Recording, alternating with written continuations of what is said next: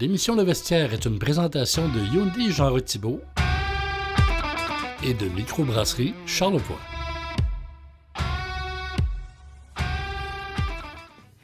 Mesdames et messieurs, bienvenue à la 8e saison du Vestiaire avec Mathieu et moi-même, Philippe Lavoie. Et Mathieu, aujourd'hui, on commence avec juste des vedettes. Il y aura juste des vedettes, à part Mathieu. Il y a Sport local, on parle à Stéphane Quintal pour l'inauguration de l'aréna Luc et Marc-Claude de Baie-Saint-Paul. C'est de même, un ancien choix de première ronde des Bruins. Chasse et pêche, on parle de Cheptel. Avec la vedette. François-Xavier Thibault. Et on termine le tout avec que des vedettes pour les sports majeurs. Bonne saison, mon ami. Hey, toi aussi, Phil.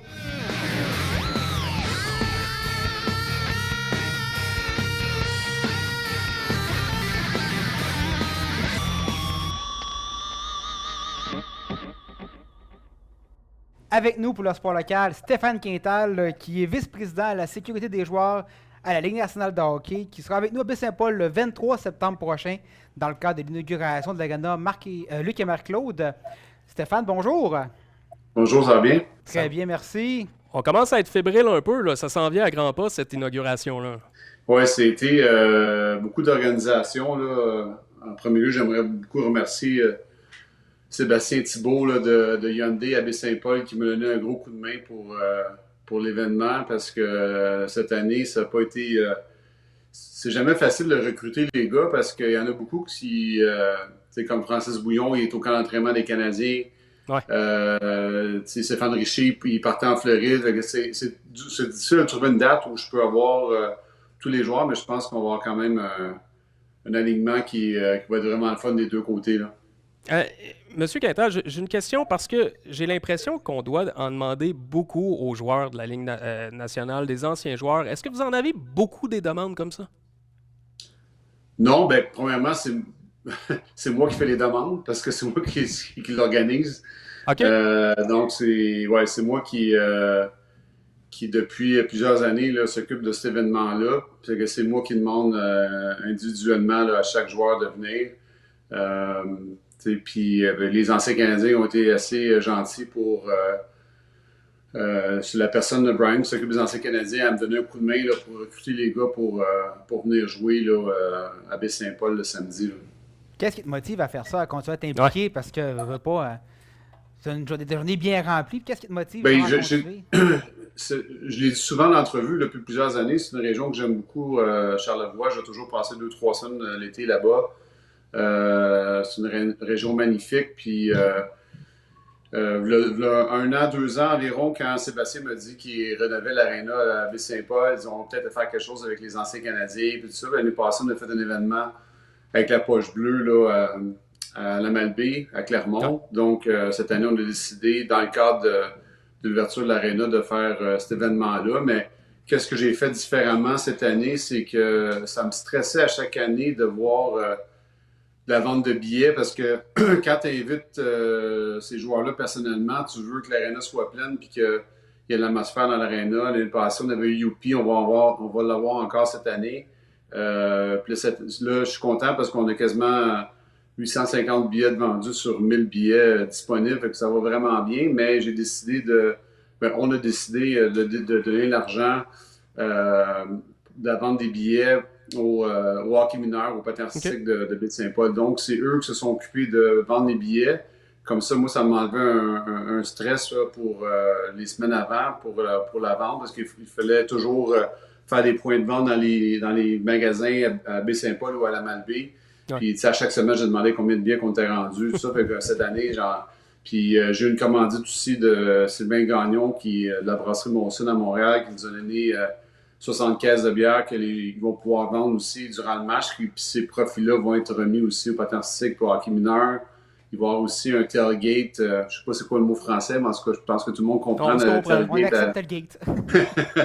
Après le match, puis l'année passée, on a fait ça super convivial là, avec les hot dogs très abordables, puis aussi, ça donne une occasion de tous les joueurs, les ex-pros, ils se promènent dans le tailgate pour signer des autographes, prendre des photos, puis prendre le temps de parler aux partisans. Fait que ça avait été vraiment un succès, puis on l'a refait cette année, puis Frédéric Gosselin de Napa à Baie-Saint-Paul, mais c'est lui qui va commanditer le tailgate après le match. Fait que tous des gens comme ça qui m'ont donné un coup de main, mais je pense que ça va être vraiment un super après-midi. Le match est à 15h mardi, puis aussi Gaston Gingras et Eric Wood vont descendre aussi. Ils vont jouer le match, mais c'est eux qui font les écoles de hockey des Canadiens, puis ils vont faire une école de hockey pour 30 jeunes de la région ils vont avoir un chandail de l'école de hockey des Canadiens, puis ils vont faire une pratique pendant 1 heure de temps avant notre match de samedi. Fait que c'est un peu ça, ils vont avoir l'école de hockey, le match et le tailgate après. Là.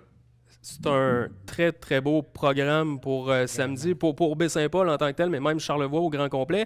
On parlait d'une 150aine de billets qui restent environ pour l'événement. Est-ce que c'est possible de nommer quelques joueurs qu'il va y avoir sur place, justement, pour peut-être remplir l'aréna à pleine capacité? Vraiment content parce que j'ai des joueurs qui viennent juste de terminer de jouer, qui sortent de la patinoire. Cette année, j'ai Derek Brassard qui vient de prendre sa retraite, puis il va être là.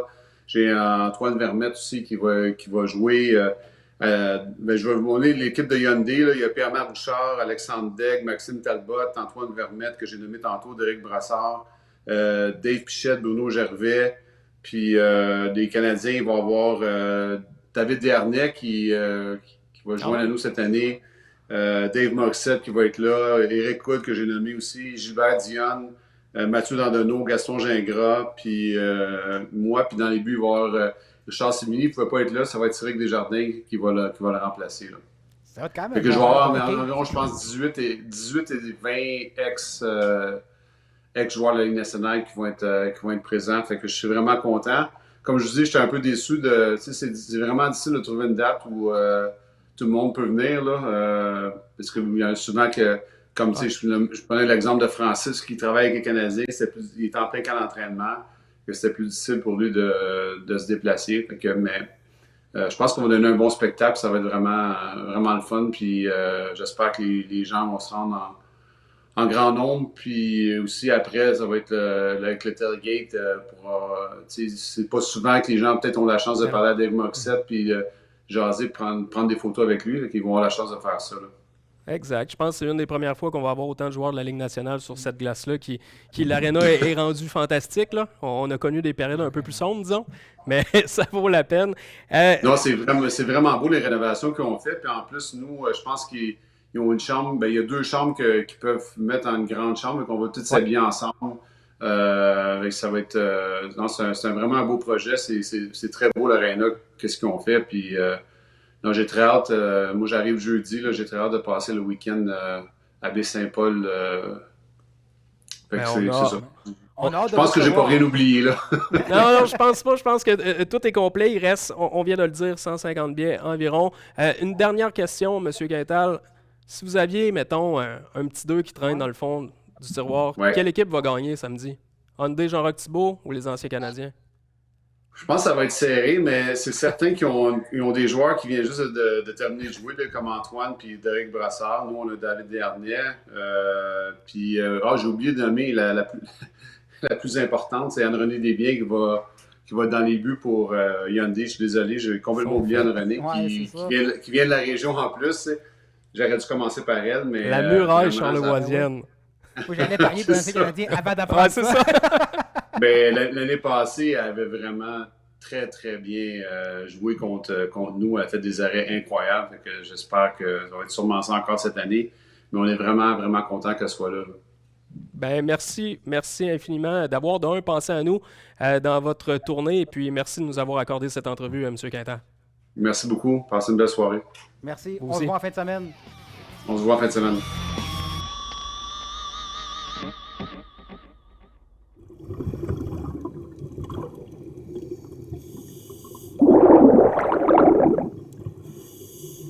Nous sommes rendus au segment Jet Set de l'émission parce qu'on parle avec notre vedette à nous, FX.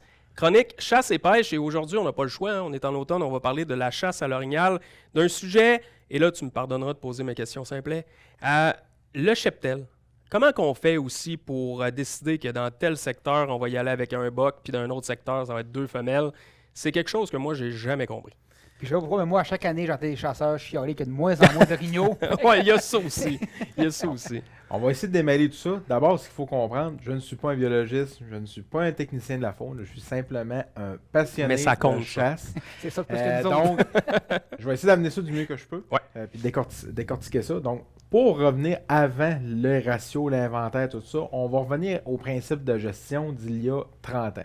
Quand la forêt a été déclubée, c'est devenu accès à la forêt avec les ZEC. Après ça, il y a eu l'instauration des réserves fauniques, des pourvoiries, etc.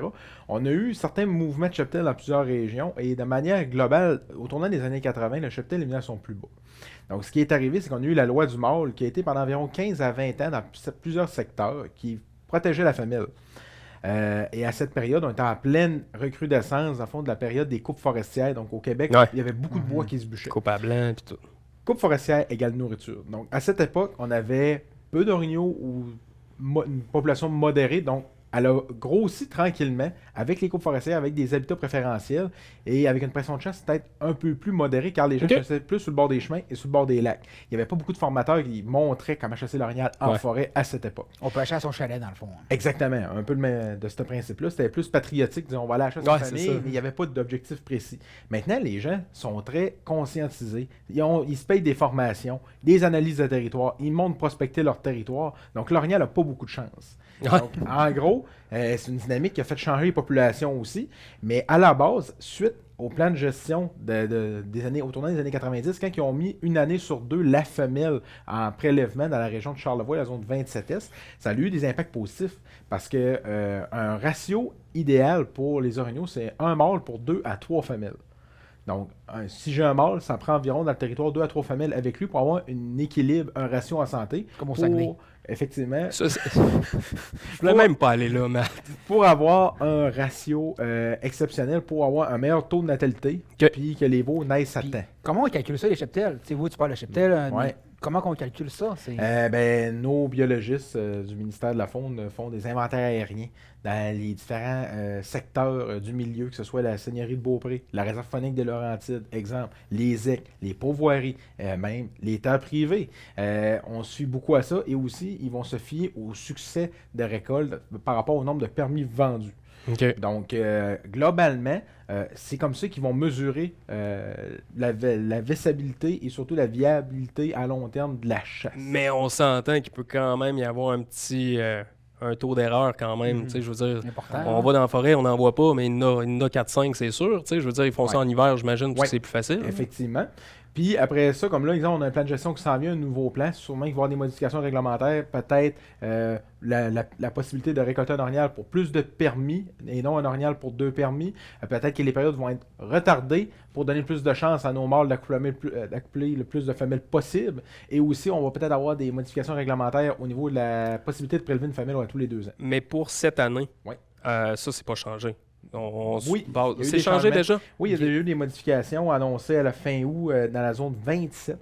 On a eu tous les détaillants de permis de chasse ont eu un communiqué comme de quoi que la femelle était interdite à prélever dans la zone 27 de manière globale, que ce soit la réserve faunique de Laurentides, les pourvoiries, les ZEC, tout ça. Certaines permissions ont eu lieu dans des pourvoiries qui ont des coffres à outils, des permis disponibles, mais de manière globale, on n'a pas de... Ici, c'est la zone 27, je comprends bien. Puis c'est quoi la zone 27? Les dimensions? Ça ressemble à quoi? De Saint-Raymond-de-Portneuf à la baie Sainte-Catherine, aller jusqu'à Lac-Bouchette, au sud du lac Kenogami, tout ça. Un bon territoire. C'est une bonne tarte. On parle environ une dizaine de mille kilomètres carrés et plus. Là. On va toucher les 4 coins de la région, puis toute la montagne des Laurentides. Fait que il y a de l'orignal, mais il y a un grand territoire. Là. Mais comment il va, notre cheptel? Parce qu'on parle de la tique, là. On en voit aussi, il y a plusieurs personnes qui sont sur les routes et qui envoient là, que le mâle, peu importe, il manque de fourrure. Bon, c'est ce que j'en ai amené. Il y a plusieurs facteurs qui influencent le cheptel. En premier lieu, la pression de chasse, mais aussi les changements climatiques, parce qu'on le sait, la tique est avec nous depuis maintenant une dizaine d'années. Donc, le cheptel baisse de plus en plus. Donc, la première hiver majeure, c'est aux alentours 2014-2015. On a aperçu beaucoup de chasseurs d'une certaine expérience qui avaient une baisse significative d'un 30 à 40% dans plusieurs secteurs. Puis, depuis ce temps-là, c'est en dégringolade de manière continue, un véritable déclin. Donc, il faut se remettre en question sur notre gestion du cheptel, puis aussi l'aménagement de nos coupes forestières dans nos territoires, parce que Ce qu'on pense, nous les chasseurs, plusieurs chasseurs, c'est qu'il y a les zones de ravage, les zones hivernales que nos orignaux vont vivre dedans, ont été perturbées par des coupes forestières et ça nuit à la survie de l'espèce. Parce que si je vous enlève votre maison pour dormir à l'hiver à moins 30, puis que vous avez juste la possibilité de manger une fois ou 2 jours, je suis pas sûr que vous allez faire une belle hiver. C'est sûr. Puis là, quand on parle du cheptel, est-ce que la vente de permis est liée au cheptel? Ouais. Parce que, par exemple, dans la zone 27, il y a X permis qui vont être mis, puis moi, je comprends Un les quota, permis. là, un quota de c'est permis. ça, que là, c'est un boc par 2-3 permis. Moi, je comprends La pas vente de le mec qui permis, l'explique, là. il n'y a pas de quota. Le gouvernement, ce qu'ils veulent, c'est des revenus. Non, Donc, c'est pas vrai, ça. donc, T'es de mauvaise foi. donc, les permis sont vendus. Ouais. Et il y a des chasseurs en forêt. Mais par exemple, la seule restriction, ça va être un mâle ou un orignal pour 2 permis. Et en pourvoirie, ils vont restreindre ça en fonction du nombre de kilomètres carrés disponibles. Ben, en fait, le point, moi, qui m'a vraiment... tu m'as impressionné par le fait que la science de la chasse s'est grandement améliorée. Tu as fait des chroniques, tu nous as montré des liquides, du synthétique, Ouais. la prospection, tu en as fait. Le monde est prêt et c'est pas pour rien qu'on en parle aujourd'hui parce que c'est rendu un sport, la chasse. Puis dans les prochaines chroniques, on pourra même parler que ce soit de l'orignal ou du chevreuil, de l'incidence de notre pression de chasse sur notre plan de chasse qu'on doit s'adapter à la réalité du gibier d'aujourd'hui. Question un peu simplet, Oui. dans le thème, là. Et par exemple, ce qu'on pourrait dire pendant 2 ans, mettons, on interdit complètement la chasse à l'orignal. Est-ce que ça peut être. Est-ce que ça pourrait être bénéfique, ça, pour les cheptels? Selon toi, en fait. Exactement. Je vais essayer de faire ça simple. D'un niveau économique, non, parce qu'il va y avoir trop de pertes économiques au niveau provincial. Et au niveau régional, ça pourrait avoir des incidences positives dans certaines pochettes d'habitat qui ont des ratios, exemple, d'un mâle pour 11 femelles, que là, il y a trop de femelles. Donc là, il faudrait interdire la mâle, puis abattre avant la période d'accouplement, ce qui veut dire début septembre, aller au 20 septembre, abattre des femelles. Comme là, exemple, tes femelles sont non accouplées, fait que là, tu as un impact positif sur ton cheptel pour rebalancer le ratio, pour mettre ça à 1-3. Hey, merci beaucoup, Fix. Infiniment. Ça fait plaisir. Moi, j'ai compris. Si tu as compris, J'ai tout compris. Tout le monde a compris. Hey, merci beaucoup, Fix. Ça fait Merci. plaisir.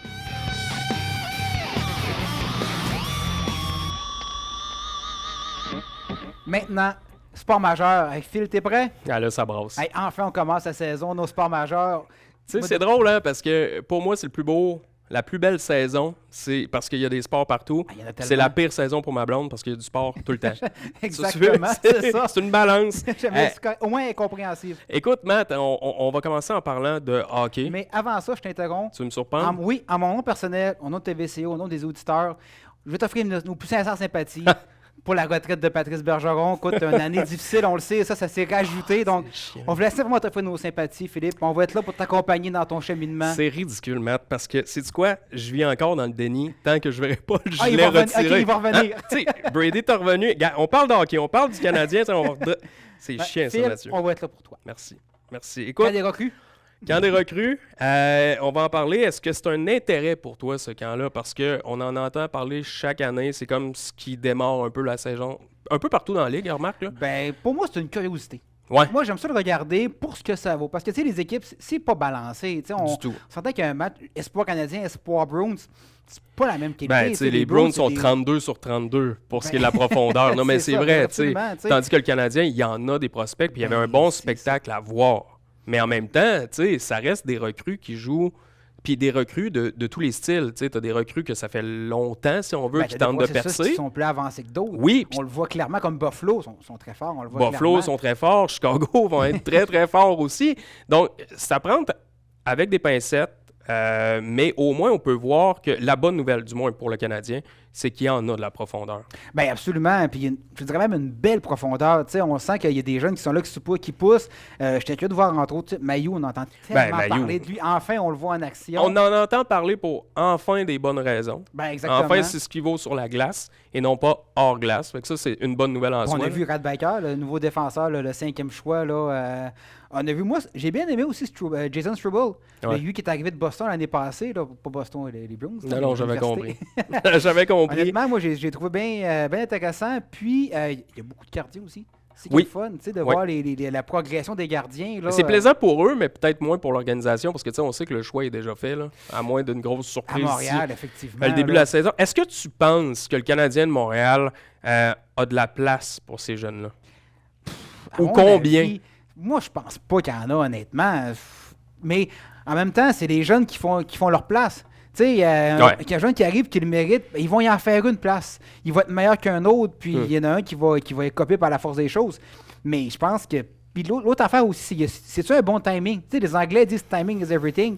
Est-ce que c'est un bon timing pour amener un jeune joueur dans une situation où le Canadien n'a pas à gagner? Est-ce que moi, je te dirais que oui. T'inculques une politique, une culture? Oui, parce que justement, c'est Martin Saint-Louis qui a les rênes. C'est à lui d'installer un style de jeu ou du moins une façon de penser à l'organisation. Parce que l'autre chose qu'on oublie, c'est qu'ils sont encore pognés avec des gros contrats.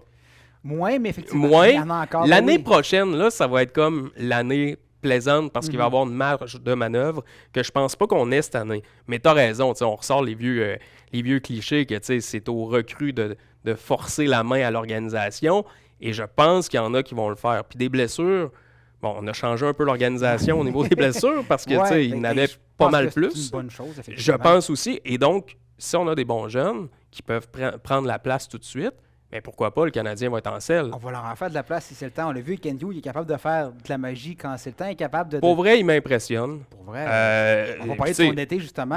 On peut en parler tout de suite parce que, vous le savez, là, je pense que je le cache à personne que je les aime pas. Tu me je suis fidèle à mes habitudes, mais je suis quand même capable d'admettre qu'ils font des bonnes choses. Écoute, tu as réussi à sortir Hoffman. Ouais. C'était un tour de magie, ni plus ni moins. Et il a quand même réussi, celle-là, ça c'est ma meilleure, d'aller chercher Petrie pour renvoyer Petrie. Et ça, juste pour le trouble ou le malaise que ça a dû causer dans la famille Petrie, ça m'impressionne. Puis je suis comme, tiens, on t'en doit une. Je pense qu'il était clair avec eux en disant je viens de chercher, mais je vais te rééchanger. Puis au total, tout, là, il a échangé 2 fois, mais il est quand même allé chercher des oui, bon pas retour, pour rien. Exactement. C'est ça. Puis il n'a pas eu à payer non plus pour s'en débarrasser. Oui, absolument une partie du contrat, mais c'est pas catastrophique. Regarde, il y a aussi Casey DeSmith. Lui, je pense pas qu'on va le voir à Montréal. Ça serait surprenant, mais en même temps, des gardiens comme lui, c'est pas un cas unique, il y en a d'autres. Des Kincaid de ce monde, des joueurs qui sont comme on parlait remplaçables. J'entendais Martin Jones, qui ne pas longtemps, qui est 3e gardien, mais il ne pas longtemps, il était le numéro 1. Là, c'était lui le spot, là, désolé de l'anglicisme, mais était sur lui. Là. Signature d'Harvey Pinard, je pense qu'on n'avait pas le choix. Il a mérité-tu, tu penses? Il faisait tout bien. Aussi simple que ça. Oui, puis même s'il ne refait pas ça, mais qu'il continue à garder le même style de jeu qu'il l'a amené là, en fait, le monde va l'aimer. C'est pas un gros risque. Mais c'est pas un Drouin. C'est ça, finalement. Il a déjà fait, je pense qu'il a déjà plus prouvé que Drouin, mais il a déjà fait face à la pression, il a déjà performé quand c'était le temps. Puis écoute, il a joué partout. Drouin, c'est une 4e ligne, on le perdait, mais lui, puis Harvey Pinard est arrivé, il a monté chaque échelon. Ouais. Puis il a fait sa place, puis il est pratiquement indélogeable. C'est pour ça qu'il y a un contrat d'un sens aussi. Je pense qu'il mérite pleinement. J'ai hâte de le voir aller. J'ai hâte de le voir aussi. Puis si on peut l'épauler, ça va être parfait. Et il faut parler aussi du repêchage qui a eu lieu cet été. Une grosse surprise. Pour vrai, en tout cas, moi, je l'ai vu comme ça. Puis honnêtement, je suis pas sûr qui suit toutes les carrières juniors en Europe, en Autriche. On est trop occupés. Hein? On est trop occupés. Puis ça, il faut avoir un moment pour ça aussi. Mais quand j'ai entendu ça, je l'ai compris. Mais j'ai été surpris. C'est une valeur sûre, ni plus ni moins. C'est ce que je pense qui ne coûtera rien à l'organisation comme un Logan Mailloux en termes de publicité non nécessaire. Puis en même temps, comme un Mishkov qui, lui... C'est un risque. C'était risqué. Il est sous contrat aussi dans la KHL. Je pense qu'ils n'ont pas voulu se brûler. Puis, c'est quand même un 5e choix. Tu ne veux pas te tromper. Fait que s'il va pour la valeur sûre, c'est pas un gros lot, mais c'est quand même un très bon prix. Je pense. Puis maintenant, la balle est dans son camp, puis il peut surprendre. Il a l'air investi, ça a l'air d'être un bon jeune. Je pense qu'il va retourner en Europe cette année. Qu'il joue encore, c'est pas une mauvaise chose. Non, puis il grandit encore, il prend du poids, sa vision de jeu reste la même, peut juste se bonifier tant qu'à moi. Donc c'est un bon choix et on a hâte de voir ce que ça va donner. Absolument. L'autre surprise qui n'est vraiment pas une surprise pour personne, rappelle-toi l'année passée, dans l'autre saison, j'ai dit que le Canadien, puis c'est rare, j'en dis des bonnes choses, donc tu devrais t'en rappeler, j'ai dit que l'organisation du Canadien avait fait un bon choix avec Martin Saint-Louis parce qu'il était sorti du fameux lot infernal des entraîneurs qui ne font circuler tout le temps les mains. Tout le temps les mains. Mais là, on parle de Babcock. On dirait que je te voyais pas venir pantoute. Je peux pas, d'un, comprendre que quelqu'un lui a donné une autre chance. Et Tortorella peut être dans la même phrase que je viens de dire là. Il a démissionné. On s'entend que c'est pas une démission, là. Démissionner. C'est prends ton argent, mon ami, puis quitte l'équipe au plus vite parce que ça se fait pas. Je pense que c'est démission ou on te congédie. On est d'accord là-dessus, là. Quand l'association des joueurs enquête sur toi, c'est pas bon signe, là. Tu sais, je veux dire, à quoi bon regarder les photos du... Tu sais, je regarde ton cellulaire, ça veut rien dire de toi, là. Puis de toute façon, c'est privé. Ouais. Ben, ça démontre que c'est un entraîneur qui est dépassé, qui n'a pas su évoluer, puis c'est un entraîneur à la dure, on va dire ça comme ça, à la dure, qui a eu des manières, puis visiblement, il n'a pas cheminé tant que ça, il n'a pas évolué. Puis je pense que le hockey va se porter mieux sans lui. Exactement. D'éliminer des gens comme lui. Oui, il a gagné, il a eu c'était un bon joueur, mais il n'a pas su s'adapter. Je pense que quand il a coaché à Détroit, là, j'aurais été entraîneur, j'aurais gagné aussi. Il y avait tellement de machines en avant de lui. Ouais, là, je suis entièrement d'accord avec toi. Honnêtement, là. Pour perdre, il fallait qu'il travaille très, très fort. Exactement. Il a vraiment réussi à se tirer dans le pied, vraiment de manière magistrale. Mais c'est de la manière. Tu peux te tirer dans le pied pendant une saison. Mais quand tu reviens par la grande porte, là, disons-le ainsi, puis tu réussis à te faire mettre à la porte, mais là, on dit que c'est démissionner, mais pour moi, c'est se faire congédier. Il faut le faire, là. Mais par contre, la bonne nouvelle dans tout ça, pour Pascal Vincent, nouvel entraîneur, vraiment, qui mérite sa chance. Il a été longtemps au Manitoba. Il a gravi tous les échelons. Je pense que là, il est prêt, il est mieux. Paraît-il qu'il a été longuement considéré là, lorsqu'il a embauché Larson et Babcock, qui a été considéré. Finalement, il n'a pas eu le plus, mais là, je pense qu'il le mérite. Puis bon succès à lui. Exactement. Et justement, pour clore le dossier Ligue nationale de hockey, as-tu des histoires à suivre? Qu'est-ce que tu vas surveiller cette année? Ben, moi, je vais surveiller les Oilers d'Edmonton. Honnêtement, c'est... C'est pas ce qu'on fait depuis 4 ans. Oui, mais cette année, ça va être plus particulier. Je pense qu'ils ont... C'est leur année, cette année. Il y a Skinner qui arrive, qui est là. Il y a un gardien. Ils ont un semblant de gardien numéro 1. Mais chaque année, on dit qu'ils ont un gardien. Il est fâché. Je pense que... Malheureusement, Ken Allen, je pense qu'il est un peu dépassé aussi, mais c'est ça le point faible, je pense, des Oilers. Mais je pense qu'Edmonton va être surprenant cette année. Puis je te renvoie la balle, toi. Écoute, moi, c'est Chicago. C'est Chicago parce que voir Connor Bedard qui est déjà comme hallucinant, la saison n'a pas commencé, il est encore tôt, il va faire des erreurs, il va en faire plein d'erreurs, mais il va faire surtout des jeux complètement démentiels. Puis on l'a appuyé. On est allé chercher des ressources à gauche et à droite. Taylor Hall pour lui montrer un peu c'est quoi être un premier choix dans un marché qui est quand même assez important que celui de Chicago. C'est plus Bedard que Chicago parce que l'équipe à Chicago, c'est pas... Ben, je m'attends juste à des surprises. J'ai l'impression qu'on met la barre tellement basse que ça peut juste être prolifique pour eux et pour le club. Il y a un point d'option sur le prochain premier choix aussi. Ben, peut-être, mais ça sera à souligner qui va finir dernier. On parle pas de football. Ben, les Canadiens de football. Les Alouettes, 6 victoires, 7 défaites. Deuxième dans l'Est. C'est une ligue qui est complètement... Tu sais, dans la Ligue canadienne, tu as 2 grosses forces. Ouais. Tu as les Bombers, Toronto, qui sont très forts. T'as les Lions qui sont là, t'as les Alouettes qui sont entre les deux. Qui font sur place là, pour rester là. Les Alouettes qui sont bons contre les équipes en dessous d'eux, mais quand ils arrivent contre Winnipeg, contre Toronto, qui sont pas capables de suivre. Ben, ils sont déclassés. Ben, défensivement, ça va bien. Oui, une chance. C'est pas l'équipe qui accorde le plus de toucher, mais offensivement, c'est difficile. Ils sont prévisibles. Honnêtement, l'attaque au sol, ça devait être une force. On la voit pas tant que ça appuyer. Non. Puis Fajardo, il a besoin d'avoir l'appui de l'attaque au sol. Oui, tu as raison. Puis tu parlais de la défensive, il faut en parler parce que sinon, ça serait encore pire que ça. On parlerait même pas des Alouettes en série. Mais en même temps, la Ligue, comme tu l'as si bien expliqué, même si tu finis dernier, tu peux quand même gagner. Ben, je pense qu'il y a une des deux équipes qui font pas des séries. Fait que t'as des chances. Tant que tu rentres en série, t'as des chances d'aller très, très loin. J'entends Marc Bergevin parler. Ben, ça se peut, sauf que moi, j'ai encore un travail. Mais, puis t'as pas Carey Price dans le vestiaire des Alouettes, là. Fajardo, il est bon, mais il a besoin d'appui. Puis... Oui, c'est pas la grosse vedette du circuit non plus. Non. Sauf que il y a quand même du bon. Je sens qu'il y a un engouement qui revient pour les Alouettes. Puis, tu sais, on est très, très rapide à critiquer Québécois. Puis, je pense être d'un premier. Mais là, c'est un bon coup. Il a osé, puis il est allé, puis vraiment... Oui. Puis, je sens que dans les gradins, tu sais, le spectacle est là. Je pense qu'on va continuer à s'améliorer. L'expérience client, comme je l'appelle, va juste se bonifier avec le temps. Puis, j'ai hâte de voir jusqu'où on va aller avec les Alouettes. Mais c'est sûr qu'il y aura du positif. Puis tant mieux s'ils font les séries. Mais tu sais, je trouve que c'est une année... Ils ont commencé à minuit moins une. Absolument. Puis je pense que pour aller de l'avant, ils doivent embaucher un nouveau coordinateur offensif, quelqu'un de plus créatif. Puis une stabilité. Ils ne sont pas créatifs, non, effectivement. Puis on craignait beaucoup les receveurs. On a perdu Jen Lewis, mais les receveurs, honnêtement, tu sais, tu as Snead, tu as qui se démarque. Je pense qu'offensivement, les éléments sont là, mais il manque de créativité. Mais tu as raison, mais tu sais, Mathieu, rappelle-toi, au début de la saison, on ne savait même pas qui allait être dans l'alignement. Absolument. Fait que tu sais, amène une stabilité, là, tu vas pouvoir peut-être y aller pour la créativité. On vit la suite du téléroman. Et Mathieu, qu'est-ce qu'on suit la semaine prochaine? Parce que ça brasse encore. Des bonnes nouvelles. Ben oui, écoute, Ligue de hockey professionnelle féminine, vraiment... Le repêchage est là, actuellement. Donc, la semaine prochaine, on va pouvoir en parler. J'ai hâte de voir. Les gros noms sont signés, mais le repêchage s'en vient puis il y a de l'argent. Ben, c'est ça qui est important. Puis les filles vont être rémunérées pour jouer. Ça, c'est que positif. Et on parle de baseball parce que les Blue Jays feront-ils les séries? Dieu seul le sait pour l'instant. La réponse, c'est eux qui l'ont. À la semaine prochaine, comme on dit. Excellent, merci Phil.